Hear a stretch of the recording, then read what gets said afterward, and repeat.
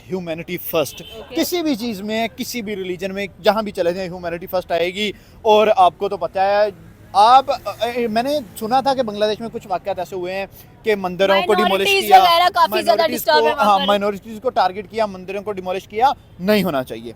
वो उनके मुकद्दस प्लेस है, उसकी इज़्ज़त करें। वो हमारी मस्जिद की इज़्ज़त करेंगे, आप उनके मंदिर की इज़्ज़त करो, आप चर्च की इज़्ज़त करो। आप जो भी किसी का रिलीजियस पॉइंट है ना, उसको टारगेट ना करो। वो इंडिविजुअल की चॉइस है, वो इंडिविजुअल का मर्जी है कि वो जो करेगा वो व्हाट्सएवर करेगा। चलो वापस बांग्लादेश पे आते हैं। तो यार बांग्लादेश को अभी यही चाहिए कि भाई जो भी बड़े कंट्री जैसे चावल वो हमसाया मुल्क से मांग रहे हैं, चीनी वो पाकिस्तान से मांग रहे हैं, पाकिस्तान भेज भी रहा है, इंडिया भी भेज रहा है। मतलब दोनों मुल्क लगातार मदद कर रहे हैं बांग्लादेश की, लेकिन बांग्लादेश खुद होश में नहीं आ रहा।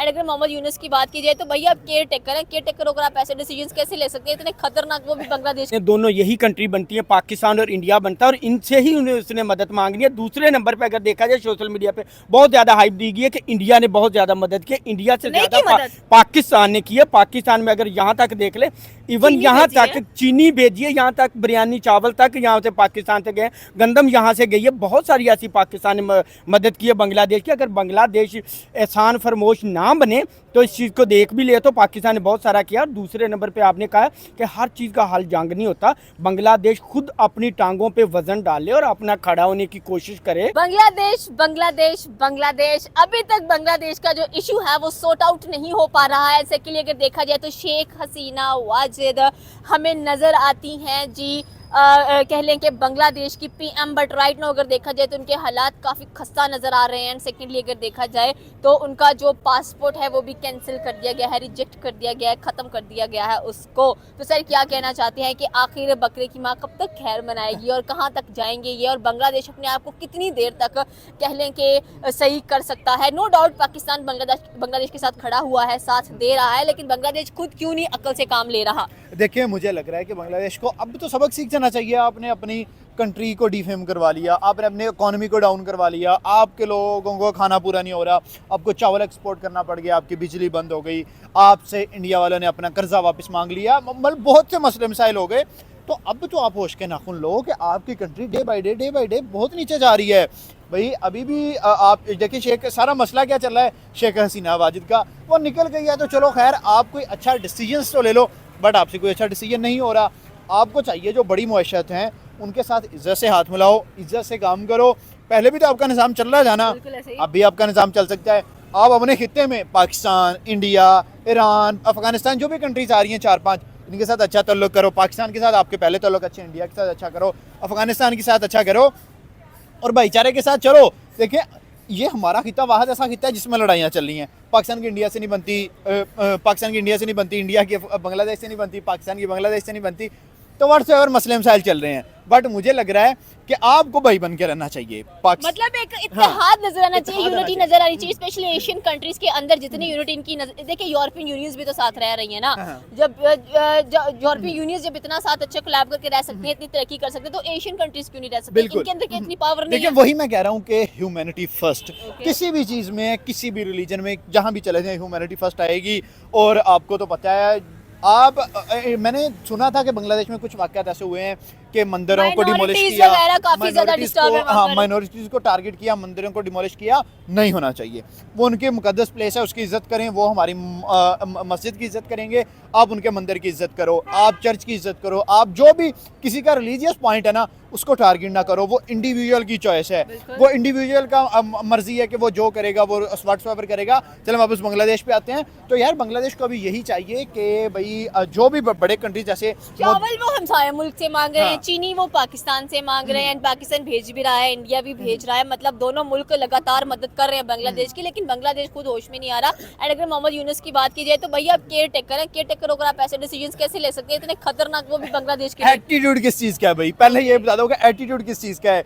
चावल एक्सपोर्ट, बिजली आ नहीं रही, खाना बन नहीं रहा, चीनी एक्सपोर्ट और इम्पोर्ट हो रही है, एक्सपोर्ट कह रहा हूँ। तो फिर एटीट्यूड किस चीज़ का है?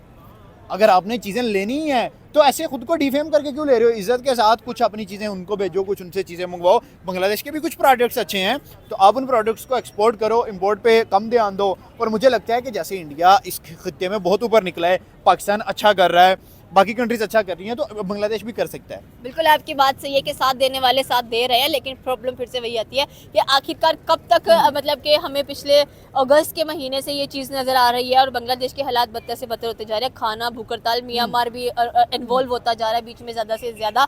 बट क्या लग रहा है कि अब केयर टेक जो वो हुकूमत है उसको चले जाना चाहिए और एक अच्छी हुकूमत आनी चाहिए, बिकॉज एक स्टेबल पॉलिटिकल थेरी बहुत इंपॉर्टेंट है। देखिए पाकिस्तान की भी केयर टेकर हुकूमत आई थी तो उसमें भी हमें बहुत ज़्यादा मसले आए थे। बिल्कुल। उसके बाद हमारी हुकूमत स्टेबल आई है, परमानेंट हुकूमत, तो कुछ पाकिस्तान के लिए बेहतरी हुई है, कुछ इससे डिसीजंस हुए हैं। तो इसी तरीके से इंडिया को बांग्लादेश को भी चाहिए।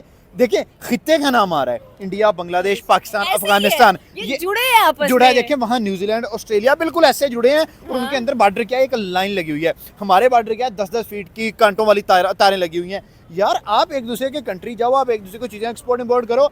आप जो वाया दुबई जाके बांग्लादेश चीज़ लेके आते हो, वाया दुबई जाके पाकिस्तान आती है, वाया दुबई इंडिया जाती है, उससे बेहतर नहीं कि आप क्रॉस बॉर्डर यूज़ करो। ये गंडा सिंह हमारे साथ लग रहा है, ये वाघा बॉर्डर हमारे साथ लग रहा है, आप इसके थ्रू ट्रेड करो भाई, आपके बचत ही बचत है, आपको फ़ायदे ही फ़ायदे हैं, आपकी इकोनॉमी स्ट्रांग होगी। क्यों? देखें हमेशा वो एक बात होती है कि जो बिलो होते हैं ना, जो नीचे वाले होते हैं वो कंपटीशन करते हैं और जो टॉप वाले होते हैं वो कोलैबोरेट करते हैं। कनाडा और यूएसए के ताल्लुकात भी बड़े कमाल के नजर आ रहे हैं। इसमें क्या कहना चाहते हैं कि कनाडा को भी समझ आ गई है कि भाई अब हमने भी खालिस्तान को सपोर्ट नहीं करना। गोरे इस लड़ाइयों में नहीं पड़ते, मुझे ये लगता है कि गोरे इस लड़ाइयों में नहीं दूसरों को पढ़वाते पड़ते। हैं। हाँ देखें बांग्लादेश को बर्बाद करने में सबसे बड़ा हाथ किसका है? यूएसए का हाथ है। यूएसए ने, ट्रंप ने खुद तो इलेक्शन जीत लिए इंडियंस की मदद से, बिल्कुल। वोट ले लिए, बट थोड़ा सा पंप कर दिया बांग्लादेश को कि आप जाओ जाके टारगेट करो। बांग्लादेश वाले ऐसे हमारे भाई पागल, वो आगे आ गए और उन्होंने जाके जी इनकलाब, ऐसे इनकलाब नहीं आता आप किसी के कपड़े फाड़ दो। इन्होंने क्या क्या नहीं किया था, किसी की बेड की चादरें उतार दी, किसी के कपड़े शो करवा दिए, किसी के अंडरगारमेंट शो बिल्कुल करवा ऐसे ही दिए। है, ऐसे ही है। तो इन चीज़ों से इनकलाब नहीं आता। मतलब अगर बांग्लादेश को अक्ल नहीं आ रही है कि हम थोड़ा सा अपने आप पर काम कर रहे हैं, लोगों से मांगना छोड़ दिए, ये भीख मांग मांगे कब तक जिंदा रहेंगे? और भीख भी किन से मांगी जा रही है? इंडिया और पाकिस्तान से।